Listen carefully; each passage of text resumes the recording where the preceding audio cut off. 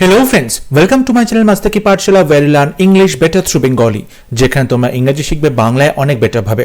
West Bengal police constable পরীক্ষা কিংবা excise ডিপার্টমেন্টের মেইন পরীক্ষার ইংলিশ প্রিপারেশনের জন্য মক টেস্ট সিরিজের আজকে 23rd মক টেস্ট শুরু করছি। আজকে mock test first question, she is a little suspicious dash my intentions. বলা হচ্ছে she is a little suspicious, সে হচ্ছে একটু সন্দেহবাতিক বা একটু সন্দেহ করছে, অল্প সন্দেহ করছে। কি সন্দেহ করছে? ড্যাশ মাই ইন্টেনশনস, আমার যে মনের ইচ্ছে বা আমার যে বলতে পারো আমার যেদিকে লক্ষ্য, ঠিক আছে, বা আমি কি চাইছি, আমার মনের মধ্যে কি চলছে, এই যে ইন্টেনশনস, এইটার সম্পর্কে সে একটু সন্দেহ করছে, একটু সন্দিহান আছে। এই সাসপিশিয়াসের পরে তুমি কোন প্রিপোজিশন বসাবে? On, of, with, for. এখানে বসবে সাসপিশিয়াস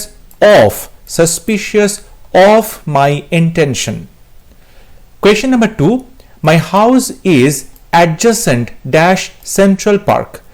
আমার বাড়িটা হচ্ছে অ্যাডজাসেন্ট মানে একদম লাগোয়া। কিসের লাগোয়া? সেন্ট্রাল পার্কের লাগোয়া। এই অ্যাডজাসেন্টের পরে কোন প্রিপোজিশন বসাবে? To, with, of, from. সঠিক উত্তর হবে টু, অ্যাডজাসেন্ট টু, এটা হবে সঠিক প্রিপোজিশন। তাই অপশন নাম্বার এ হবে right answer. Question number 3, the committee decided the matter without leaving dash seats। বলছে কমিটি ডিসাইড করেছে এই বিষয়টা উইদাউট লিভিং, তারা না ছেড়ে, তাদের জায়গা না ছেড়ে, তাদের সিটস, সেই সিটসগুলো না ছেড়েই তারা কিন্তু একটা বিষয়ে ডিসিশন নিয়েছে। এখানে বলতে হবে কি বসবে তোমার ফিল ইন দ্য ব্ল্যাঙ্কসে, দেয়ার, হিজ, ইটস, দেম। দেখো দ্য কমিটি, এই যে কমিটি, এই নাউনটা কিন্তু প্রচন্ড ট্রিকি। কমিটি সিঙ্গুলার হিসেবে ব্যবহৃত করা হয়, আবার প্লুরাল হিসেবে ব্যবহৃত করা হয়। সিঙ্গুলার হিসেবে কখন ব্যবহার করা হয়? যখন পুরো কমিটিকে একটা নির্দিষ্ট বা একটা সিঙ্গুলার ইউনিট হিসেবে আমরা ব্যবহার করে থাকি, তখন আমরা কমিটির পরে কিন্তু সিঙ্গুলার ভার্ব বসাই। কিন্তু এখানে কমিটি বলেছে, তারপরে দেখো বলেছে সিটস, এখান থেকে প্লুরাল বলেছে, তার মানে কমিটির প্রত্যেকটা মেম্বারকে আলাদা আলাদা করে এখানে দেখানো হচ্ছে। তার মানে কমিটি এখানে প্লুরাল সাবজেক্ট, আর প্লুরাল সাবজেক্টের পরে কিন্তু দেয়ার বসবে, এই প্রোনাউনটা বসবে। তাই the committee decided the matter without leaving their seats, তাই অপশন এ হবে right option. Question number 4, the bridge repaired yesterday so the traffic was delayed. ব্রিজটা আগের দিন মানে গতকাল রিপেয়ার করা হয়েছে, সেই জন্য ট্রাফিকটা ডিলে ছিল। এরার কারেকশন করতে হবে। কোন পার্টে এরার কারেকশন হবে? The bridge repaired was delayed yesterday so the traffic. So the ট্রাফিকে কোথাও কোনো ভুল নেই, ইয়েস্টারডে কোথাও ভুল নেই, ওয়াজ ডিলেড দেরি হয়েছিল এটাতেও কোথাও ভুল নেই।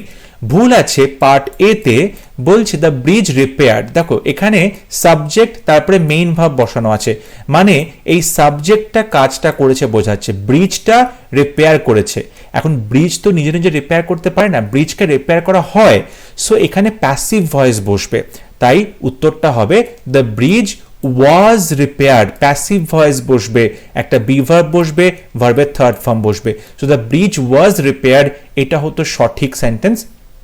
তাই অপশন এ হবে সঠিক উত্তর, কারণ এই দ্য ব্রিজ রিপেয়ার এখানে ভুল আছে। Question number 5, Mohan leaped on the opportunity that came his way, no error. কোন পার্টে ভুল তোমায় বলতে হবে? মোহন লেফট মানে মোহন লাফিয়ে উঠলো, অন দি অপরচুনিটি সুযোগটা পেয়ে, দ্যাট কেম হিজ ওয়ে যেটা তার কাছে এসেছিল, মানে সুযোগটা পেয়ে মোহন সুযোগটা নিল এবং লাফিয়ে উঠলো। এই যে লিফট আছে, LEAPT, লিফট, এর পরে দেখো অন, এই প্রিপোজিশন বসানো হয়েছে। এখানে প্রিপোজিশনটা ভুল আছে, এখানে প্রিপোজিশন বসবে lift at something, lift at something. So আমরা অপশন বি চুজ করব, কারণ পার্ট 2 তে আমরা ভুল দেখতে পাচ্ছি, প্রিপোজিশনাল ভুল, এখানে অনের বদলে অ্যাট বসবে। Question number 6, due to heavy rains the ship drowned in the middle of the ocean, no error. একই রকম ভাবে চারটে পার্টে কোথায় ভুল আছে তোমায় বলতে হবে, না হলে নো এরার অপশন চুজ করতে হবে। বলছে ডিউ টু হেভি রেইনস, প্রচন্ড বৃষ্টির জন্য দ্য শিপ ড্রাউন্ড, জাহাজটা ডুবে গেছিল, in the middle of the ocean, সমুদ্রের মাঝখানে। এই ডিউ টু হেভি রেইনস এখানে কোথাও ভুল নেই। মিডল অফ দ্য ওশান, এটাতেও ভুল নেই। ভুল আছে এই যে ড্রাউন্ড কথাটা বলা হয়েছে এখানে। দেখো যখন কোনো মানুষ ডুবে যায়, লিভিং অবজেক্ট লিভিং থিংস ডুবে যায়, তখন আমরা ড্রাউন বলে থাকি। কিন্তু যখন তুমি কোনো অবজেক্ট বা কোনো বস্তুর কথা বলছো, মানে শিপ এটা একটা বস্তু, তখন কিন্তু আমরা ড্রাউন্ড বলি না, তখন আমরা সিঙ্ক বলি, সিঙ্ক বলি। ঠিক আছে, মানে ডুবে গেছিল, মানে কোনো বস্তু ডুবে গেছিল, পদার্থ ডুবে গেছিল, তখন আমরা সিঙ্ক বলে থাকি। এখানে দ্য শিপ হবে স্যাঙ্ক, পাস্ট টেন্সে হবে স্যাঙ্ক, তাই সঠিক উত্তর হবে দ্য শিপ স্যাঙ্ক, এটা হবে সঠিক উত্তর। তাই অপশন বি হবে রাইট, কারণ পার্ট 2-তে ভুল আছে, ড্রাউন্ড হবে না, সেখানে স্যাঙ্ক হবে। Question number 7, he may have grown taller when I last saw him. এই যে when I last saw him, এই ফ্রেজটাকে তুমি চেঞ্জ করতে পারো, রিপ্লেস করতে পারো, otherwise no improvement option choose করতে হবে। বলছি হি মে হ্যাভ গ্রোন টলার, সে হয়তো একটু লম্বা হয়ে গেছে, when I last saw him, যখন আমি তাকে শেষ দেখেছিলাম, মানে যখন আমি তাকে লাস্ট দেখেছিলাম তারপর থেকে এখন দেখছি সে অনেকটা লম্বা হয়ে গেছে। এখানে যে when I last saw him, এটাকে তুমি কোন ফ্রেজ দিয়ে রিপ্লেস করবে?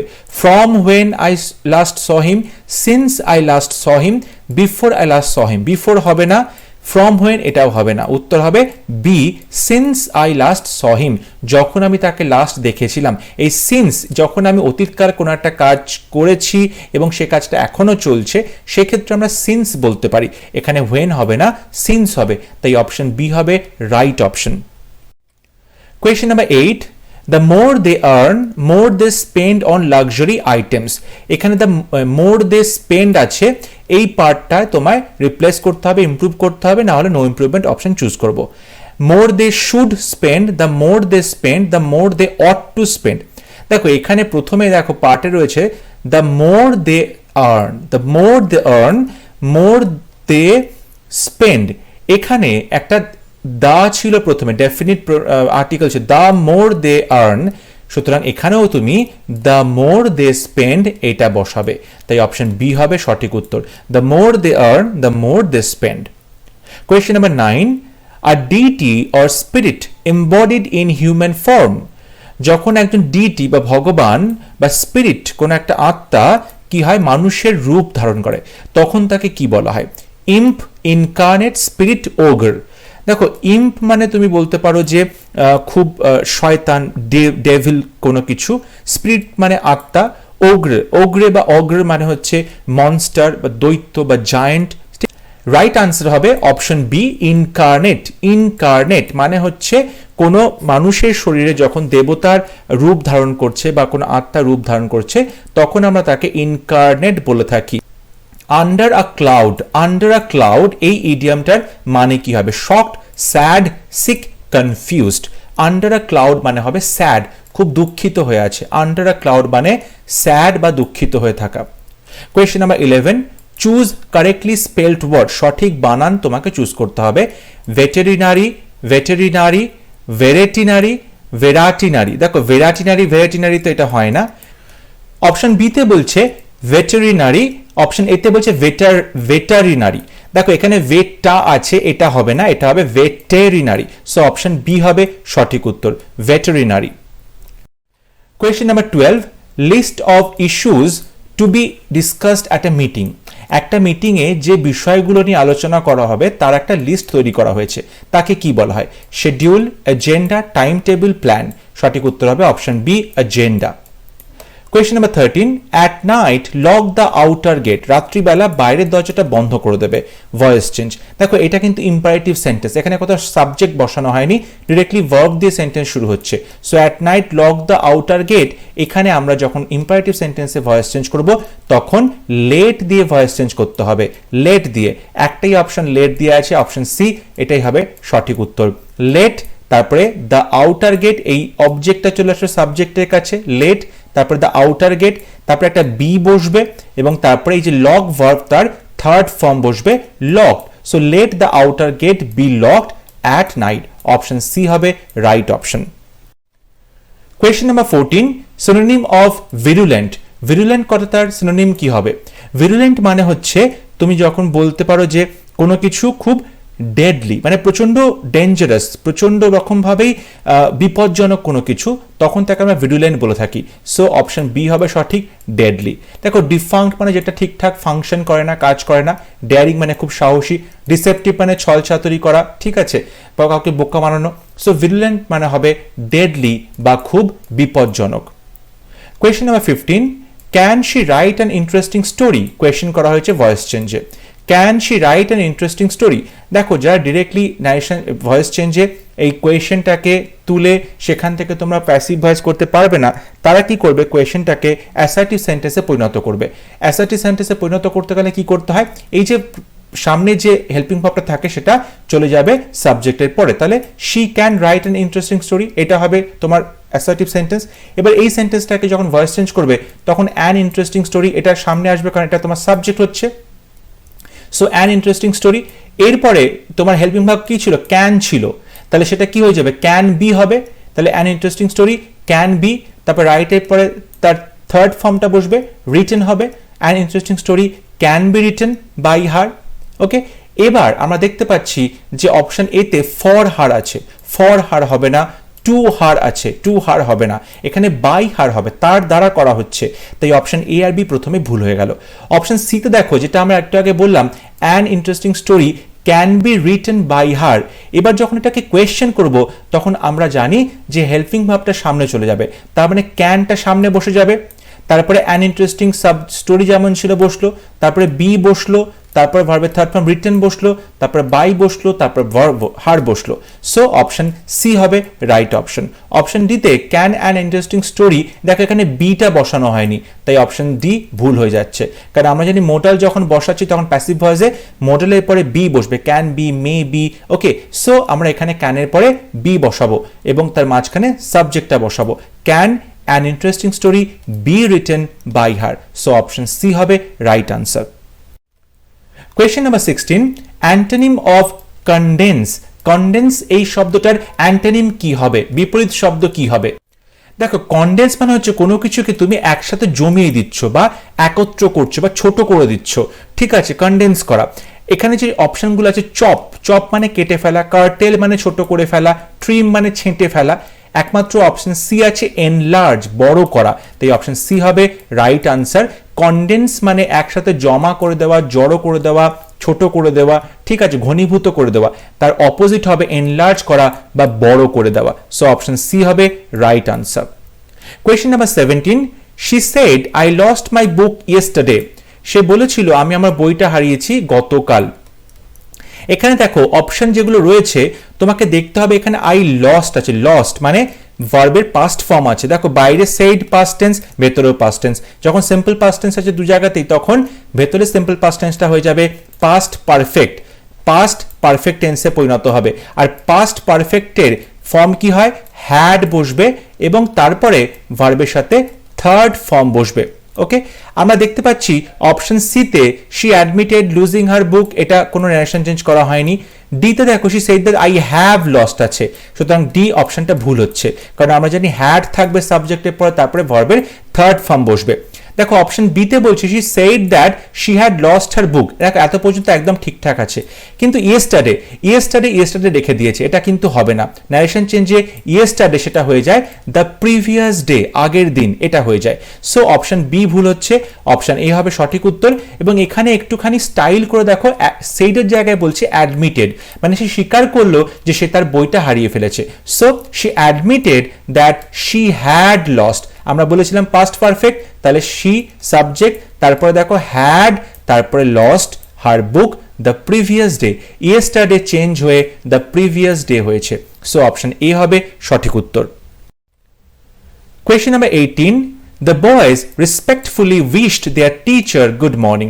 ছেলেরা খুব শ্রদ্ধার সঙ্গে তাদের টিচারকে উইশ করলো গুড মর্নিং। এটা দেখো ইনডাইরেক্ট স্পিচে রয়েছে, একে তোমায় ডিরেক্ট স্পিচে লিখতে হবে। চারটে অপশন আছে, প্রথম দুটোতে বলছে good morning said the boys to their teacher, said the boys to the teacher. দেখো এখানে কোথাও কিন্তু এই ন্যারেশন চেঞ্জে গুড মর্নিং যদি তোমরা এটাকে ইনডাইরেক্ট স্পিচে করবে, এই রেসপেক্টফুলি এই কথাটা কিন্তু কোথাও এখানে আসছে না। রেসপেক্টফুলি কেন বলা হচ্ছে সে বিষয়টা কিন্তু এখানে ক্লিয়ার হচ্ছে না। তাই অপশন এ এবং বি দুটোই কিন্তু আমাদের কাছে ভুল অপশন। অপশন সি তে বলছে গুড মর্নিং ম্যাডাম। দেখো যখন ম্যাডাম বলছে তখন কিন্তু বলতে পারো রেসপেক্ট জানিয়ে বলছে, সেক্ষেত্রে আমরা কিন্তু ম্যাডাম শব্দটাকে রাখবো, কারণ রেসপেক্টফুলির জন্য ম্যাডাম আসছে। এরপরে বলছে said the boys to the teacher, আবার বলছে said the boys to their teacher. এখানে দেখো দেয়ার টিচার আছে ইনডাইরেক্ট স্পিচে, সুতরাং অপশন ডি হবে সঠিক। তাহলে ডাইরেক্ট স্পিচেও আমাকে টু দেয়ার টিচার এই কথাটা বলতে হবে। Question number 19, synonym of stringent. Stringent শব্দটার সিনোনিম কি হবে, সমার্থক শব্দ কি হবে? দেখো স্ট্রিনজেন্ট মানে হচ্ছে প্রচন্ডভাবেই শক্ত, স্ট্রিক্ট এবং ডিসিপ্লিন, প্রচন্ড কঠোর একজন মানুষ, ঠিক আছে, খুব নিয়ম কানুন মেনে চলে, খুব স্ট্রিক্ট, খুব কড়া ধাতের মানুষ, তখন আমরা তাকে স্ট্রিনজেন্ট বলে থাকি। অপশনগুলো দেখো ফ্লেক্সিবল, ইনফ্লেক্সিবল, স্টঞ্চ, টাফ। টাফ মানে খুব শক্ত সমর্থ, ঠিক আছে। আর যেটা বলছে স্টঞ্চ, স্টঞ্চ মানে তুমি বলতে পারো যে খুব ফেইথফুল, কোনো বিষয়ে খুব বিশ্বস্ত, ঠিক আছে, খুব লয়াল, সুতরাং এইটা হবে না। অপশন ডিও হবে না। অপশন বিতে বলছে ফ্লেক্সিবল। ফ্লেক্সিবল মানে যে নমনীয় বা কমনীয়, ঠিক আছে, তাকে ফ্লেক্সিবল বলা যায়, এটা হচ্ছে না। অপশন বি হবে সঠিক, ইনফ্লেক্সিবল মানে যে খুব শক্ত ধাতের মানুষ, ইনফ্লেক্সিবল, এবং স্ট্রিনজেন্টের সিনোনিম হবে inflexible. Question number 20, antonym of colossal. Colossal বা কোলোসাল এই শব্দটার অ্যান্টোনিম কি হবে, বিপরীত শব্দ কি হবে? দেখো কোলোসাল মানে কিন্তু খুব বড়, খুব বড় আকৃতির, খুব বিরাট আকৃতির কোনো স্ট্রাকচারকে আমরা বলতে পারি কলোসাল। যেমন রোমান কলোসাল রয়েছে, একটা বিখ্যাত স্ট্রাকচার রয়েছে। এখানে চারটে অপশন আছে, এপিক, রাস্ট, টিনি, ভাস্ট। ভাস্ট মানে খুব বড়, এটা সঠিক উত্তর নয়। রাস্ট মানে হচ্ছে মরিচা পড়েছে, এটাও নয়। এপিক মানে হচ্ছে মহাকাব্য, এটাও নয়। অপশন সি হবে সঠিক, টিনি। টিনি টাইনি মানে খুব ছোট, সো কলোসালের অপোজিট হবে tiny. Question number 21, careful in the spending of money, time etcetera. এমন একজন মানুষ যে কিনা টাকা পয়সা খরচা করে বা সময়ের অপচয় করে খুব কেয়ারফুলি, খুব যত্ন করে এবং খুব ভেবেচিন্তে সময়ের ব্যবহার করে, টাকা পয়সা খরচা করে, তাকে কি বলে? Punctual, economical, মাইজারলি, calculative. ক্যালকুলেটিভ মানে যে সবকিছু গণনা করে, এটা সঠিক নয়। পাংচুয়াল মানে যে সময় মতো কাজ করে, এখানে কিন্তু সময় মতো কাজ করার কথা বলা হচ্ছে না, এখানে বলা হচ্ছে সময়ের সঠিক ব্যবহার করা, ঠিক আছে। মাইজারলি মানে খুব কিপটে বা কৃপণ, এটা সঠিক উত্তর নয়। সঠিক উত্তর হচ্ছে বি, ইকোনমিক্যাল। ইকোনমিক্যাল মানে যে খুব বুঝে শুনে খরচা করে, বুঝে শুনে পয়সা খরচা করে, বুঝে শুনে সময় নষ্ট করে। সো 21 এর অপশন বি হবে right option. Question number 22, to fall flat. To fall flat এই কথার মানে কি? ফ্ল্যাটার করা কাউকে, to fall in love with someone, to have no effect, to give bad news. সঠিক উত্তর হবে option C, to have no effect. কোনো প্রভাবই হচ্ছে না, কোনো প্রভাব পড়ছে না, তখন তাকে টু ফল ফ্ল্যাট বলা হয়। মুখ থুবড়ে পড়া মানে তার উপর কোনো না কোনো এফেক্ট হচ্ছে না, ঠিক আছে। Question number 23, choose the right expression. Let the grass grow under the hill, let the grass grow under feet, let the grass grow under tree, let the grass grow under the sky।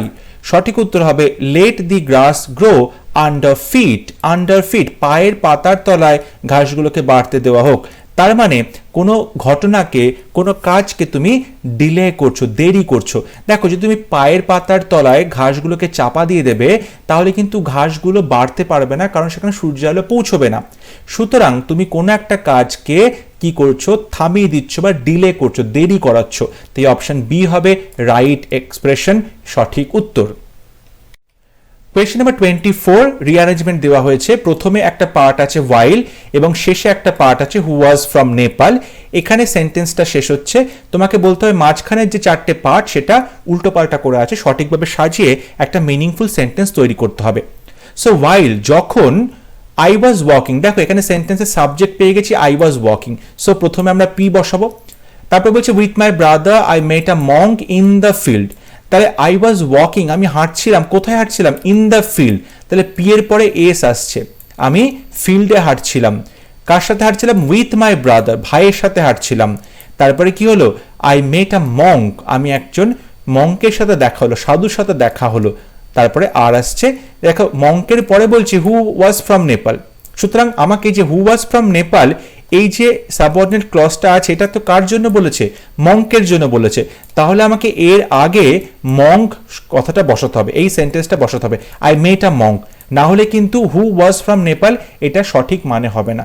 তাহলে সেন্টেন্সটা দাঁড়ালো while I was walking in the field with my brother I met a monk who was from Nepal। তাহলে PSQR হচ্ছে right option, option B হবে সঠিক উত্তর। Question number 25, he is weak dash he does a lot of work। সে হয় খুব দুর্বল, সে অনেক কাজ করে। দুটো বিপরীতধর্মী কথা বলছে, সে খুব দুর্বল এবং সে খুব কাজ করে। যদি সে দুর্বল হবে তাহলে তো সে কাজ করতে পারবে না, কিন্তু এটা অপোজিট কথা বলা হচ্ছে এবং সেই জন্য আমরা এখানে yet বলবো, তথাপি। he is weak yet he does a lot of work, যদিও সে দুর্বল তথাপি সে অনেক কাজ করে। সো অপশন বি হবে রাইট অপশন। এরপর দেখো ক্লোজ টেস্ট দেওয়া আছে, এই প্যারাগ্রাফটা তোমাকে পড়তে হবে, পড়ে প্যারাগ্রাফের সেন্স বুঝে বুঝে প্রত্যেকটা সেন্টেন্স আছে, ফিল ইন দ্য ব্ল্যাঙ্কস আছে, সেটা এই 4টে করে অপশন আছে প্রত্যেকটা নাম্বারের সাথে, সেখান থেকে বেছে সঠিক উত্তর তোমায় লিখতে হবে।